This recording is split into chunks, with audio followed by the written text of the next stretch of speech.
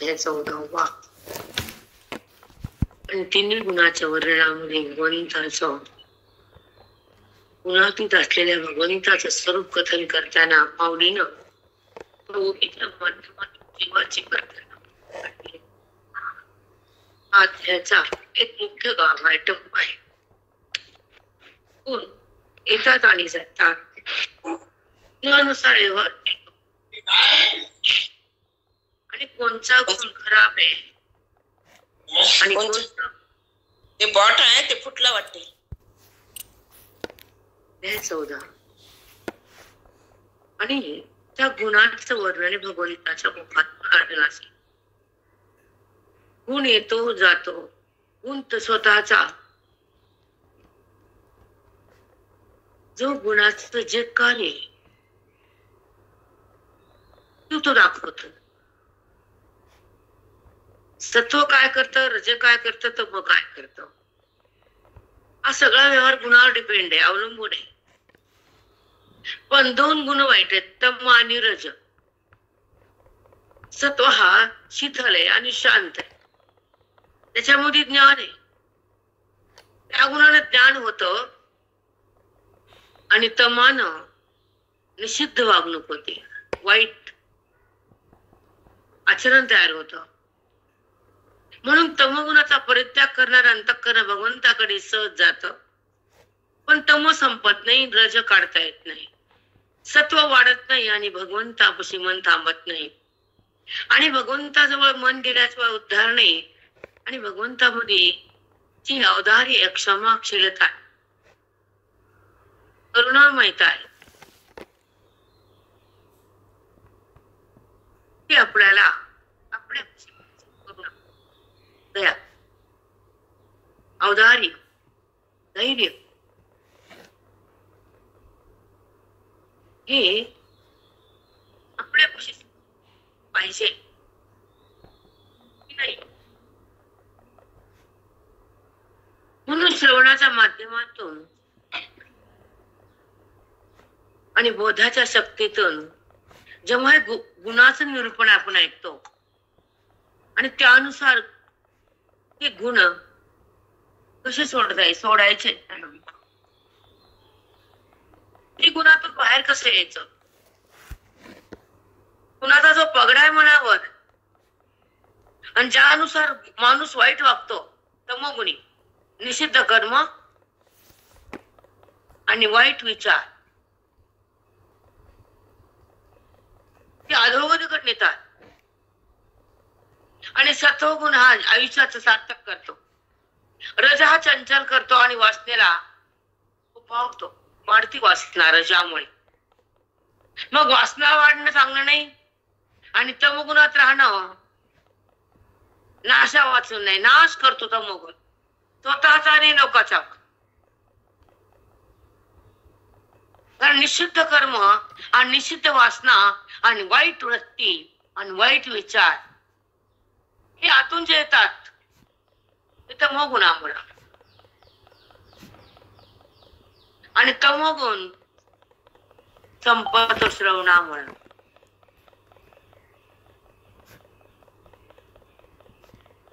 त्याच्या मागे रजगुण पण जातो आणि सत्व शिल्लक राहतो.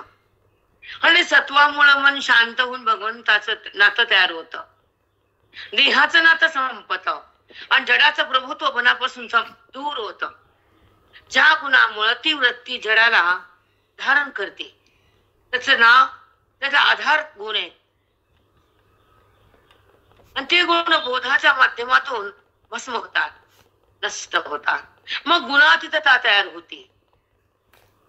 गुणाच्या पलीकडे ओलांडून गुणाला ती जाती सहज आणि गुणातीत परमात्म्यापाशी राहते आणि ती परमात्मा होती. त्याचा सार आहे की गुणात राहू नको, गुणाला पाहू नको आणि गुणाचा संबंध होऊ देऊ नको आणि गुणाला वाढवू नको, तमा स्वीकारू नको, रज ठेवू नको आणि सत्वात वृत्ती आल्यानंतर सत्वाचा अभिमान धारण करू नको. ही आमच्या ज्ञानोबा मायेची शिकवण आहे, ज्ञानोबरायांची प्रत्येक जीवाला. पण अगाध पाप असतं तेव्हा तो जीव तमोगुणातून निघत नाही, नीच कर्म सुटत नाही. त्याचं वाईट वागणं थांबत नाही आणि चांगल्या माणसाला तो जगू देत नाही. हे लिहून ठेवायचं. आयुष्यभर तम असलं आणि पाप असलं तर तो दुराचारीच बनतो आणि वाईटच कर्माच्या ठिकाणी राहतो आणि चांगल्या माणसाला दूर फेकून त्याचा छळ होतो. तो तमोगुणी माणसाकडून अत्याचार, हाकार, कंस, कैकई नव्हती का, मंथरा नव्हती का, अनेक उदाहरणे संसारात. पण त्यामध्ये राहून रव रव नरक आहे तुम्हाला. निषिद्ध कर्म, वाईट वागणं, वाईट आचरण, छळ करणं आणि तमाच्या माध्यमातून इंद्रियाला बेभान करणं, अति पाप म्हणजे तमोगुण. म्हणून तमात राहणं आणि छळ होणं आणि आपल्या दुसऱ्याला उपद्रव करणं अत्यंत पापाचं फल आहे. एका जन्मात सुटणारं पाप नाहीये. अनंत जन्मामध्ये मला हे पाप भोगायला खाली यावं लागल. कारण तम हे मुक्ती देत नाही, तुम्हाला माहिती देते का मुक्ती तम?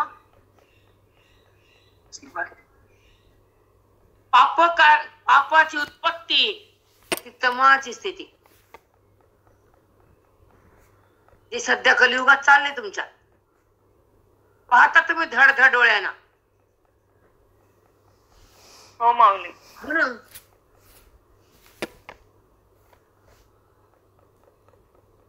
तम जाण्यासाठी अगाध अंतःकरण पाहिजे, पवित्र मन पाहिजे. पापी अंतःकरण तमाला सोडायला तयार नाही. जिथं पापाचा अहंकार असतो तिथं तम नांदतो. पण मी तमात आहे हे माहित नसतं.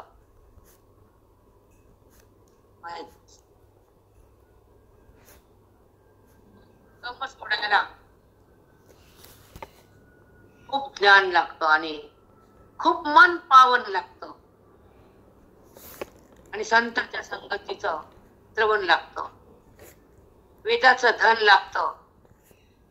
तेव्हा ते वेद ही पावन वेदाची कृपा संताची स्थिती त्या भगवंताची तेव्हा तम जळून जातो.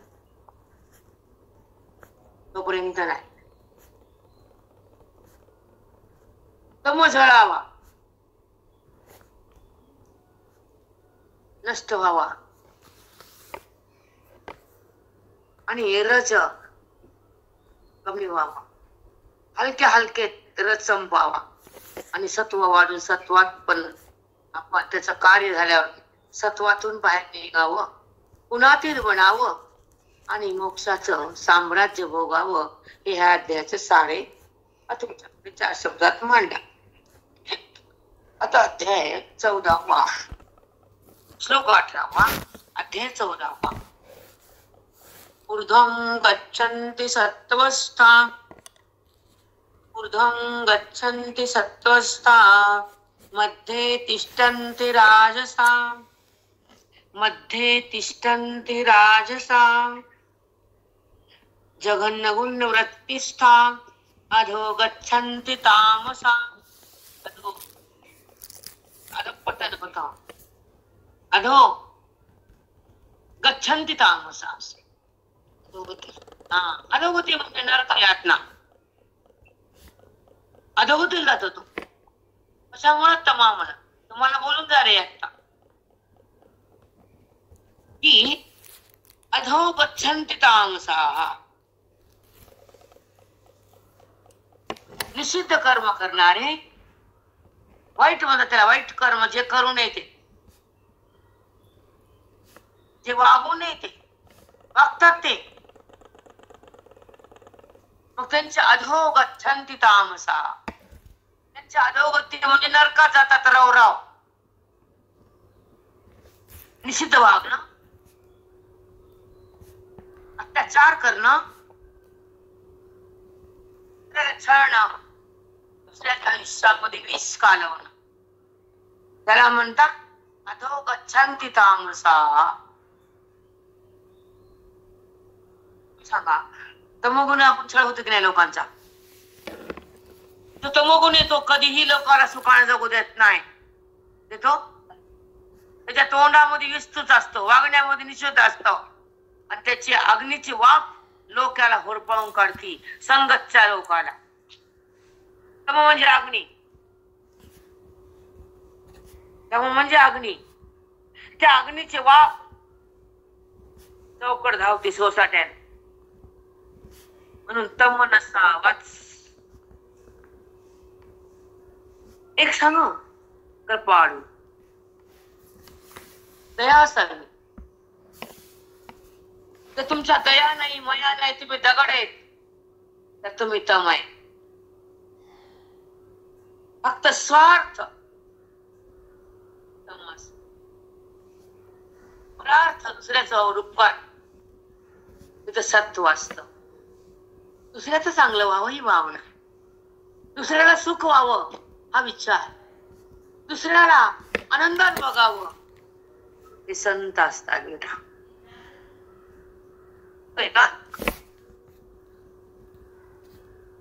सगळे जीव आनंदात राहावे, सगळ्यांना आपलं आत्मसुख घ्यावं, सगळ्याचं जीवन सुखात जावं, त्यांना आनंद रूप व्हावं, हे संताचं धन ते लोकाला वाटतात. आणि तमोगुणी लोकाला कुटतात, नाही का? म्हणून तमोगुणी अत्याचारी लोक नसावे संगतीला, सोबतीला. कारण काही सुख मिळतच नाही, जन्मून मरेपर्यंत फक्त दुःखाचा डोंगरच आहे त्यांचा. म्हणून तम हा अपकार करत. तमो गच्छन्ति, बघा, अधो गच्छन्ति तामसा. ह्या लोकांचं अधपतन होतं, ते नरकात पडतात. हे तमामुळं, निश्चित कर्मामुळे, वाईट वासनामुळं आणि स्वार्थ. त्यांना फक्त स्वार्थ असतो, लोभ असतो. म्हणून आता तमाचं आता ऊर्ध्वं गच्छति सत्त्वस्था. सत्वगुणी ऊर्ध्व म्हणजे स्वर्ग जातात, नरकात नाही, हे लोकात नाही, पण स्वर्गात. ऊर्ध्वं गच्छन्ति सत्त्वस्था, मध्ये तिष्ठन्ति राजसा. मध्ये म्हणजे वृत्ती लोक, मध्ये तिष्ठन्ति राजसा. राजस लोक कर्म करतात, विलीन वागतात, कर्माला रजगुण लागतो, तुम्हाला सांगितले. मग ते कर्म विधीच असतं, ते कर्म शुद्ध असतं, आणि ते कर्म दान पुण्याचं असतं, ते कर्म पवित्र कर्म असतं. वीत म्हणतात त्याला, वीत. निषिद्ध नाही बरं, करू नये ते कर निषिद्ध कर्म, वागू नये ते वाग निषिद्ध कर्म. चाललंय जगात, कोण येते व्हायले, करू नये ते करतात, ते पाप या पृथ्वीवरच. तमोगुणी मनुष्य म्हणजे पृथ्वीवर असलेल्या जिवंत पापाची मूर्ती. कुठे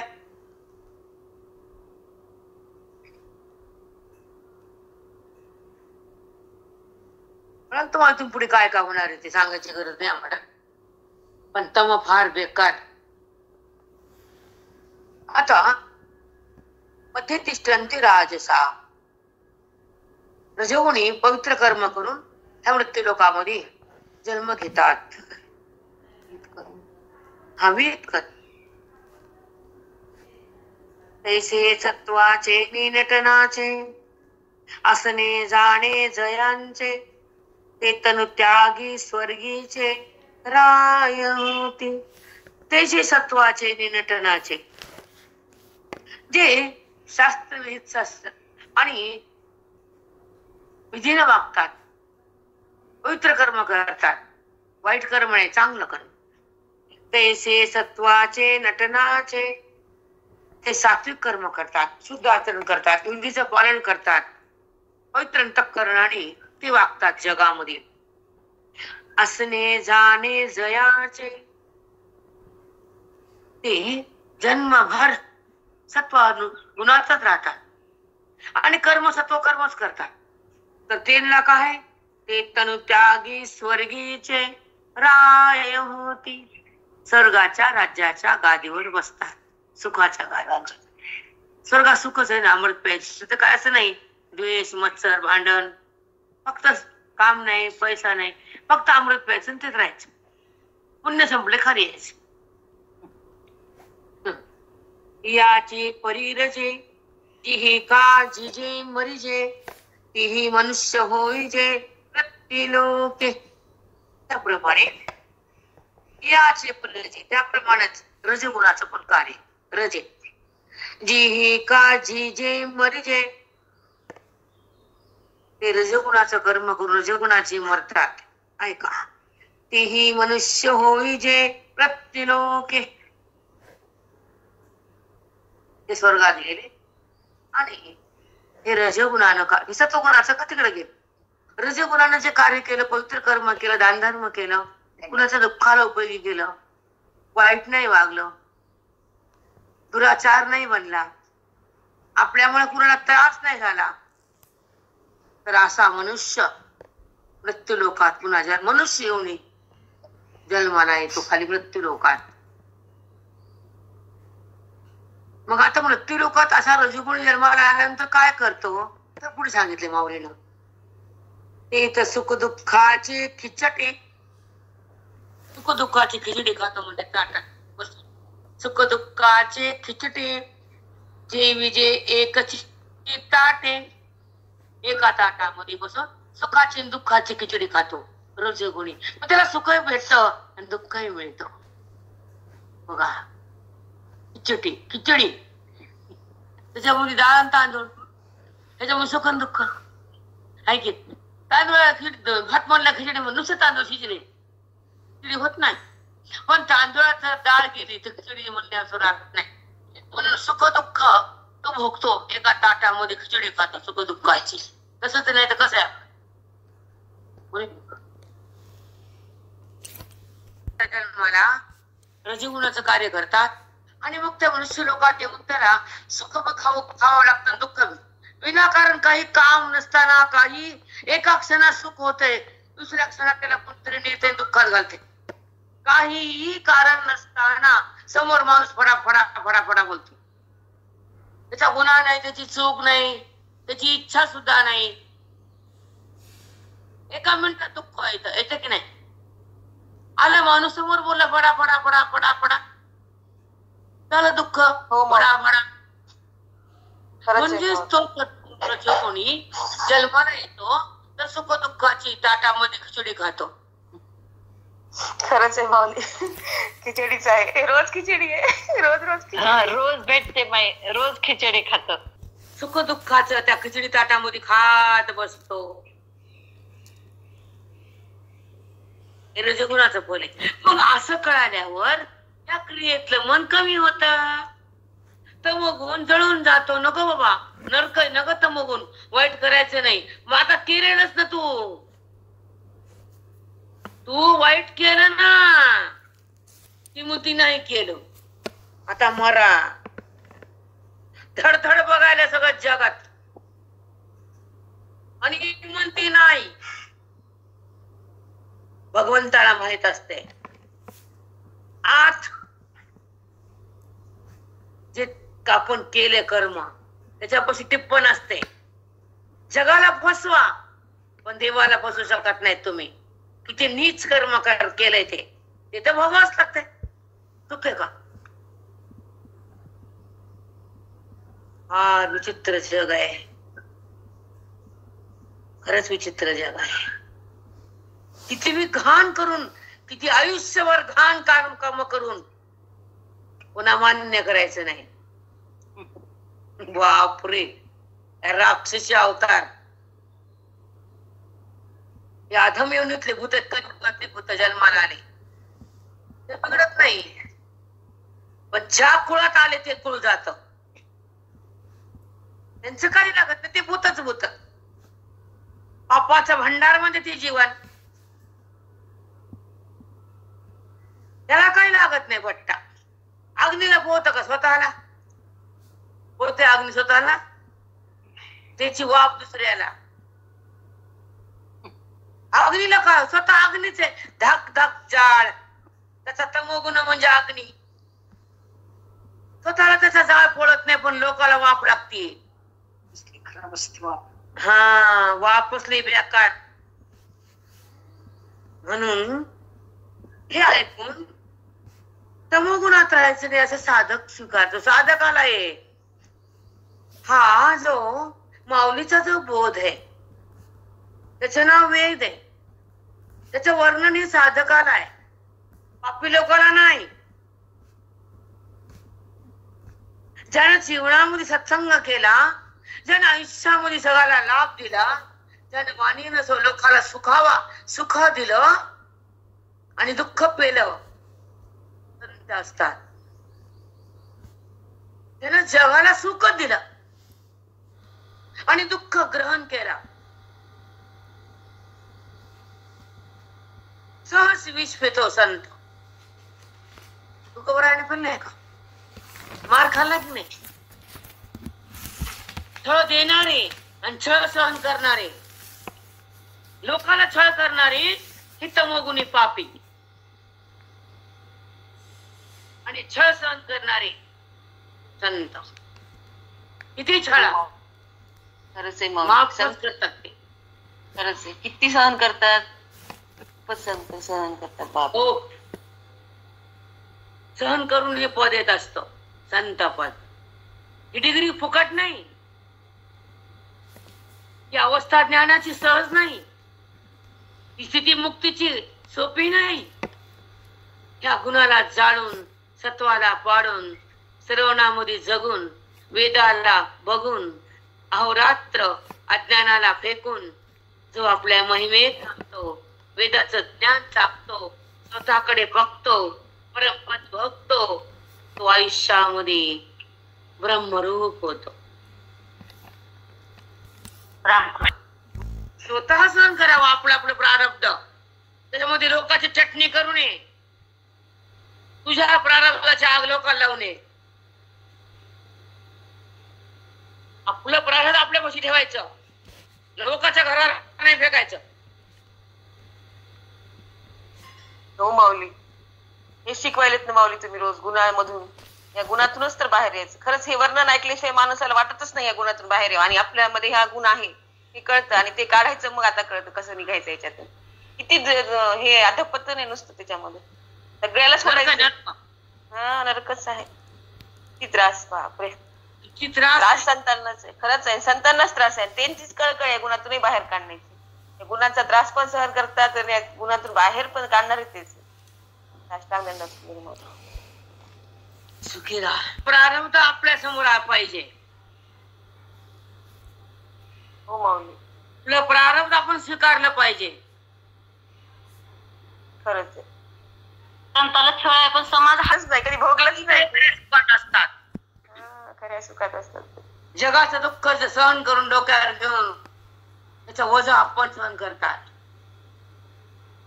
पण दुःखी आहे असं दाखवत नाही.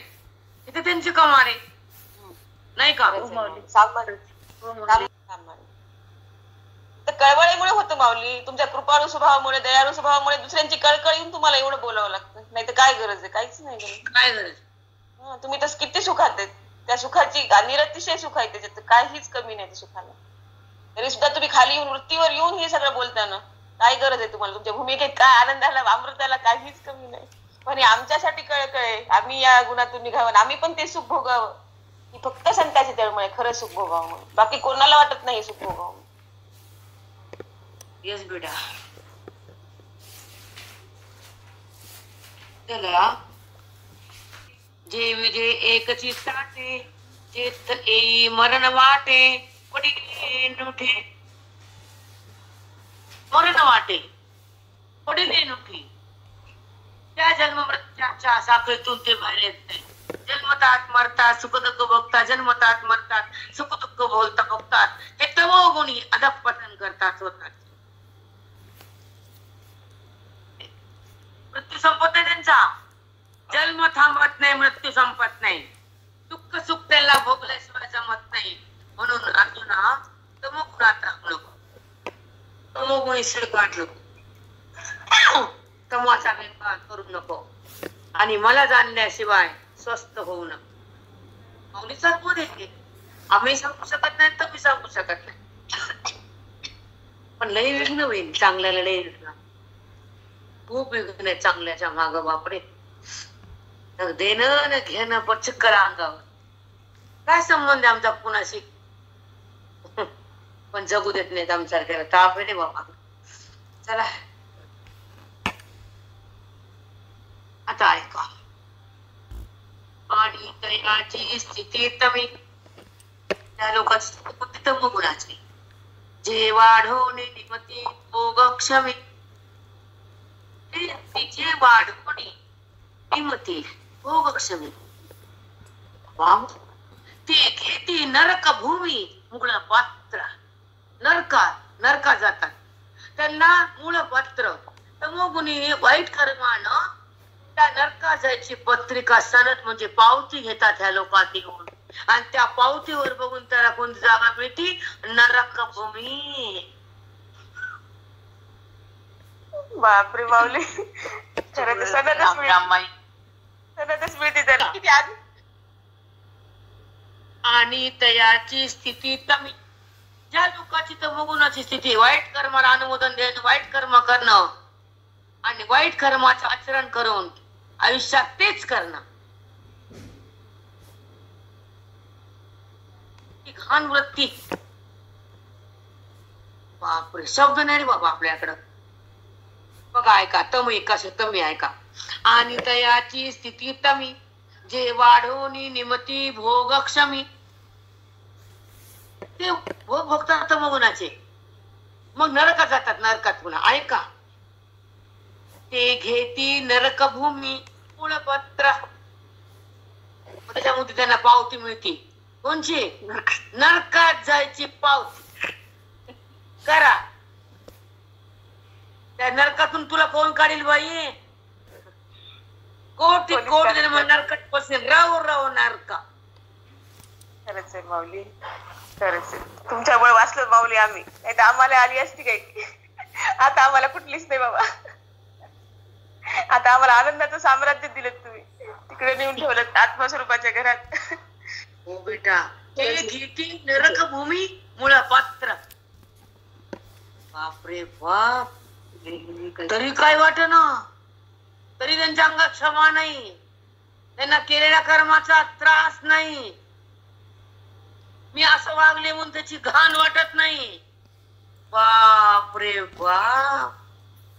नाही माऊली, जिवंत मेल्यावर बी भोगाचा भोगा, दोनदा भोगा. खरंच आहे माऊली. पृथ्वीवर पण नरक करून ठेवतात ते. इकडे तर जाणारच आहेत, पण इथं सुद्धा करतात ते. दुसऱ्याला नरक भोगावं लावतात ते. झाली पापा. काल 1-1 तास बोलले. तुमच्याकडे 1 तास झाला, आता इकडे फिरोजीकडे 1 तास झाला. काही नव्हतं हे नरक तमोगुण, काय नव्हतं रे बाबा. आणि आज आलं. त्याला मन त्याचं समाधान असतं, झोप छान येते. पण जो वाईट वागतो त्याची झोप उडून जाते. आता काल झोपली मी लगेच. त्रास दिला, तिने तुम्हाला सहकार्य केलं, आयुष्याचं बलिदान दिलं, तू त्यांचं हृदय तुकडे तुकडे केलं. कोणचा नरक तुम्हाला? अरे बाप रे, शब्द नाही त्यांना. बाप्पा, तुला आयुष्यभर त्यानं तुला स्वतःच जीवन बलिदान दिलं, तुझा विचार केला, तुला प्रेम दिलं, त्याच्या आयुष्यात तू कुठके केलं. ह्याचा भोग भोगावाच लागतो, चुकतच नाही. नरक चुकतच नाही. लिहून ठेवायचं. त्रिगुणासी पंडुसुता, दाविली सकारणता, अगवीची ए वस्तूची आसक्ता. जी वस्तू परब्रह्म आहे त्या वस्तूच्या ठिकाणी 3 गुणाची उत्पत्ती आहे. आणि त्या गुणाच्या व्यवहारातून बुद्धीची अधोगती का नरक स्थिती का मध्यम गती हे तुला सांगितलंय. एवं वस्तूची आसक्ता. माझे परमात्मा परब्रह्म रूप आहे, त्याच्यावर 3 गुणाची उत्पत्ती आहे. ऐका.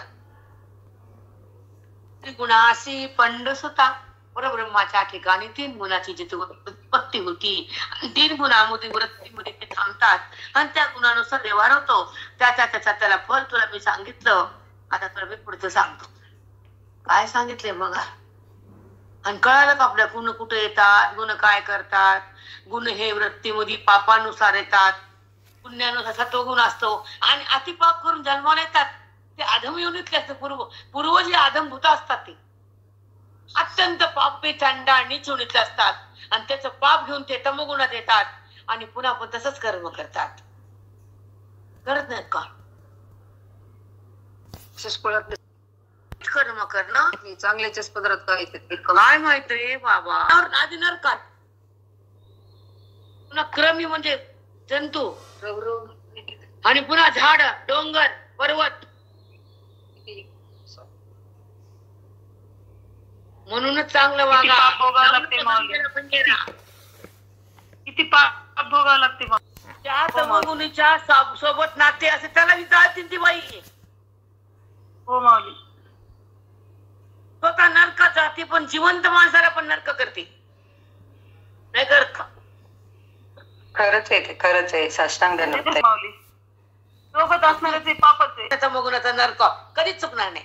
पण हे काय का, आपण आपल्या स्थितीमध्ये, आपल्या पॉवर मध्ये, आपल्या अध्ययनामध्ये, आपल्या ज्ञानामध्ये, आपल्या संत संघामध्ये, आपल्या बोधामध्ये असल्यानंतर त्यांचा पाप तुम्हाला शेवटच नाही.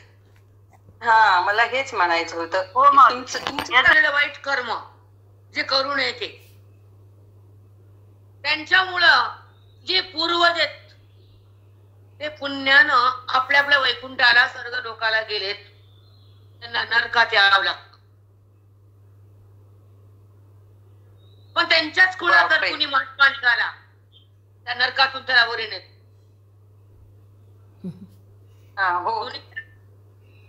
हा माणूस, स्त्री किंवा पुरुष, आपल्या वागण्यानं पूर्वजांना नरकात आणून टाकते बाई.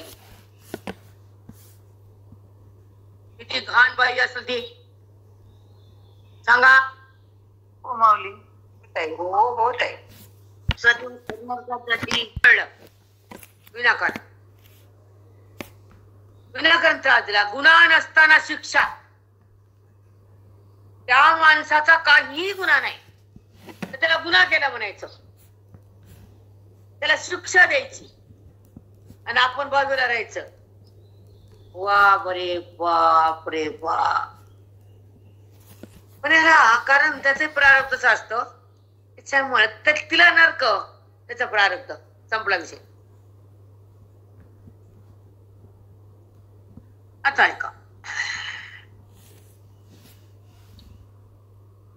वस्तू वस्तुत्वे एवं वस्तूची या सत्ता, त्रिगुणासी पंडुसुता, दाविली सकारणता अगवीची. भगवंत म्हणतात हे तिन्ही गुण माझ्या ब्रह्म सत्तेवर उत्पन्न होतात. आणि तिन्ही गुणाचं तुला सगळं कारण, त्याचं कार्य, त्याचं फल तुला मी सगळं सांगितलं. सकारणता अगवीची, तुला मी त्याचं कार्य, त्याचं काय कारण आहे, तो कुठे जातो, त्याचं फल काय बघतो, तुला मी तिन्ही गुणाचं फल, तिन्ही गुणाची सत्ता, तिन्ही गुणाचं वर्णन सगळं सांगितलं. तुला दुसरं सांगतो असं भगवंत बोलतात. वस्तू वस्तुत्वे असे के, वस्तू म्हणजे परब्रह्म आपल्या वस्तुरूपानच राहते. वस्तू वस्तुत्वे असे के, आपल्या स्वरूपामध्ये अखंड आपल्या रूपानच ती राहते. ते आपण पे गुणासारिखे, ती आपल्या आपल्या रूपात राहते. ते कोणी कार्य विषेखे अनुकरेगा. ही परब्रह्म वस्तू जी आहे ती जशी आपण पे गुणासारिखे देखून कार्य विषेखे अनुकरेगा. पुन्हा त्याच्या गुणानुसार कार्य होतं. पण वस्तू आपल्या स्थितीत राहते. वस्तूमध्ये गुणाचा प्रभाव होत नाही, पण गुण गुणाच्या ठिकाणी कार्य करून जातात, येतात आणि जातात. त्याला जे पाहतात ते मुक्त होतात, गुणानुसार कार्य करतात, त्या गुणाच्या फलाला भोगतात. बघा, दोन भाग सांगितले. काय सांगितलं, काय सांगितलं बोला. जे कार्य म्हणजे करता होतात ते फल पाहतात, आणि जे गुणांना बघणारे होतात ते गुणातीत होतात. ते गुणाला बघायचं का गुणामध्ये शिरायचं, वेगवेगळ्या गोष्टी आहेत. वस्तू ते वस्तुत्व असे परब्रह्म वस्तू जशाला तशी आहे. तिला तिच्यावर गुण येतात, पण गुणाचा परिणाम त्या परब्रह्माला होत नाही. पण जी व्यक्ती जे अंतःकरण जो जीव त्या गुणासारखा व्यवहार करतो, तर तो गुण त्या व्यक्तीला त्या अंतःकरणाला भोगावाच लागतो. पण गुणाला सोडण्यासाठी माझं ज्ञान लागतं, गुणातून येण्यासाठी माझा बोध लागतो, आणि गुणातीत होण्यासाठी मुक्ती लागती. म्हणून तुला ती आता मुक्ती सांगणारे पुढचं होईल तेच आहे. चला पुढे आता. जैसे का स्वप्नीचे निराजे, जे परचक्र देखिजे, ते हरी जयत होई जे आपणाची. स्वप्नामधला एखादा राजा, आपल्यावर कोणता तरी राज्य आपल्यावर आक्रमण करायला परचक्र आलं, तो स्वप्नात पाहतो. मग काय करतो? ते हार जीत होई जे आपणाची. तो आपणच हारतो, आपणच जिंकतो, आणि आपल्यावर आक्रमण करणारा राजा आपणच पाहतो. स्वप्नामध्ये तो एकटाच असतो, सैन्य ते बनतो, पराजय त्याचाच होतो, जिंकतो पण तोच. ते स्वप्न आहे. तसं जागृती पण स्वप्न आहे अर्जुना. आता कसं ते पुढे ऐका. तैसे मध्यो अर्ध्व अध, तैसे मध्यो अर्ध्व अध. 3 योनी आहेत ना. कोणच्या? मनुष्य योनी, देव योनी, अधम योनी. मध्य मनुष्य योनी, अध खालची योनी, ऊर्ध्व देव योनी. मध्य, अध आणि ऊर्ध्व ह्या 3 योनी येतात. बघा आता हे ऐका, एक मिनिट. हे जे गुणवृत्ती भेद, हे कुणाच्या वृत्तीनं भेद झाले. कोण नरकाला गेलं, कोण मनुष्य लोकात आलं, कुणी अधपतन केलं, कोण माझ्याकडे आलं. हे गुणाचे भेद तुला सांगितले मी अर्जुना. हे गुणवृत्ती भेद, ते दृष्टी वाचून शुद्ध वस्तूची असे. हे प्रकार गुणाचे. पण हे दृष्टी वाचून, त्याला माझी दृष्टी आहे, तो गुणात नाही. भ्रांत लोक गुणात आहे. ज्याला भ्रांती ना, माझं कळणं नाही ना, ते गुणात राहतात. आणि ज्याला मला जाणलंय ना, ते माझ्यात येतात. व्यवहार करून ते माझ्यात आहेत. गुणामध्ये राहून माझ्यात आहेत. ते बद्ध नाहीत. गुणाचा पगडा तिथं नाही, कारण त्यानं मला जाणलंय. गुणानुसार व्यवहार झालाय, ते व्यवहार गुणाचा आहे, संबंध भगवंताचा आहे. मी परब्रह्म आहे, तेव्हा ते गुण त्याला काही करत नाही. मिळालं का उत्तर? साष्टांग दंडवत माऊली. वस्तूची अशी त्या दृष्टीने माझी ते शुद्ध आहे, ते वस्तूच आहे. ज्या दृष्टी जगताची आहे, गुणाची आहे, ते बद्ध आहे. सांगा तुम्ही, किती छान सांगितले. बोला, ती उघड उघड बोलले. हो माऊली, हो ताई, हो. नान्यं पुण्येभ्य कर्तारं यदा दृष्टानुपश्यति पुनर्भेश्च परं वेत्ति मद्भावं सोऽधिगच्छति. नान्यं पुण्येभ्य कर्तारं, पुन्हा वाचून कर्तारं. दृष्टीचा कर्ता कोण आहे? पुन्हा वाचून आहे. हो का? कर्तार यदा दृष्टानुपश्यति. ऐका, ज्ञान्यं गुणभ्य कर्तारं. गुन्हा वाचून सृष्टीचा जो कर्ता आहे, तो जो असं पाहतो.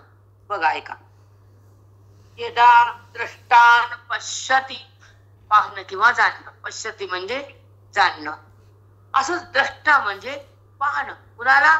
दृश्याला, पाहणारा द्रष्टा. कर्तारं यदा दृष्टानुपश्यति, आपल्या स्वरूपाला जो पाहतो. पश्यति हा गुणाचा व्यवहार गुणामुळे होतो. पण गुण मी नाही, मी माझं स्वरूप आहे, ब्रह्मरूप वस्तू आहे, असं जो पाहतो तो माझ्याकडे येतो. आणि गुणामध्ये राहतो तो नरकात जातो. सिंपल आहे, सिंपल. कठीण नाही. रामायण तुम्ही श्लोका हो माऊली खूपच आहे. तुम्ही श्लोकाकडे जात नाहीत, बुद्धीला जाता येत नाही. जात नाही म्हणल्यापेक्षा बुद्धीला जाता येत नाही. खरं बुद्धीला अधिकार दिला नाही, श्रवणाला महत्व दिलं नाही, संसार बाजूला गेला नाही आणि आपला भाग्योदय झाला नाही. मी कोण कळालं नाही. गुणाला धारण केलेलं मन भगवंतात नाही आणि गुणाला सोडणारी वृत्ती भगवंता वाचून नाही. इतकंच शिकायचं आपण आज. हो माऊली खरं गुणामध्ये तत्क्षणी व्यवहारापुरता असावं आणि गुणातीत आपलं ऐश्वर्य आपण भोगावं. सांगा वाक्य शेवटचं पण होतं. नीट ऐका, आता सगळ्याचं सार सांगायले.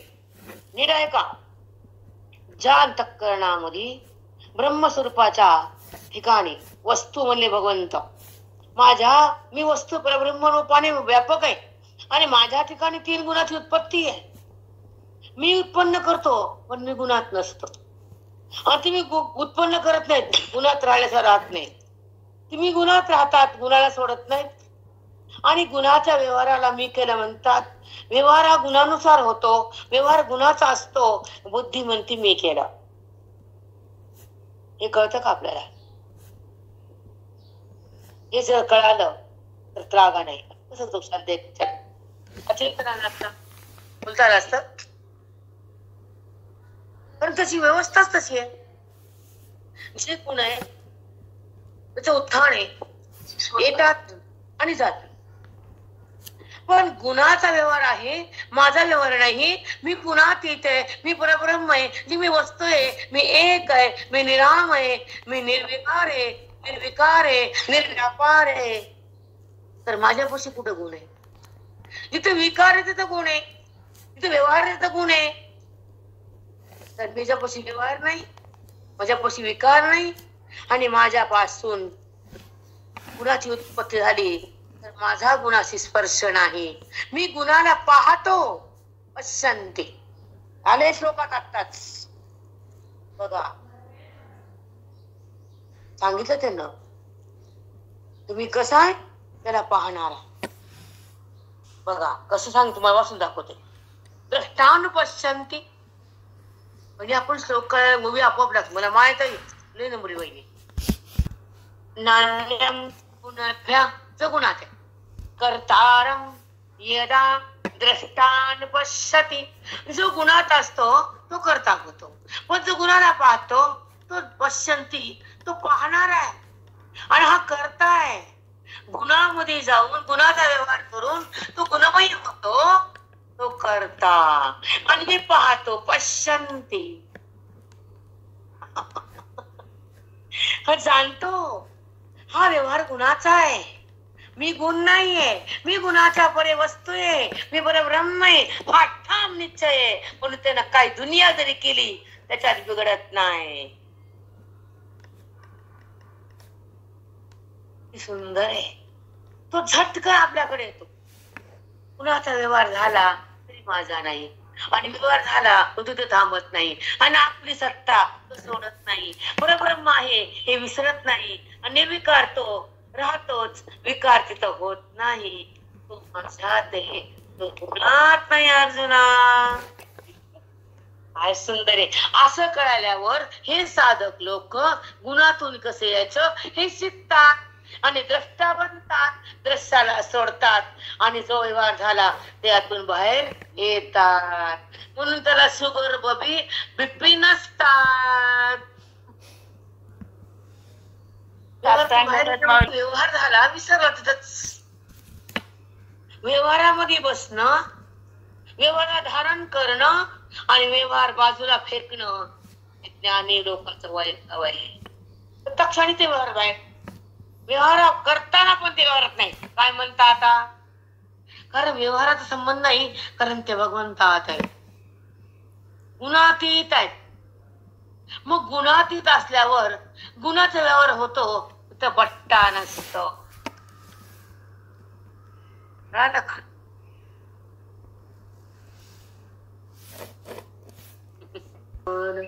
श्री गुरु ज्ञानदेव तुकाराम पंढरीनाथ भगवान की जय.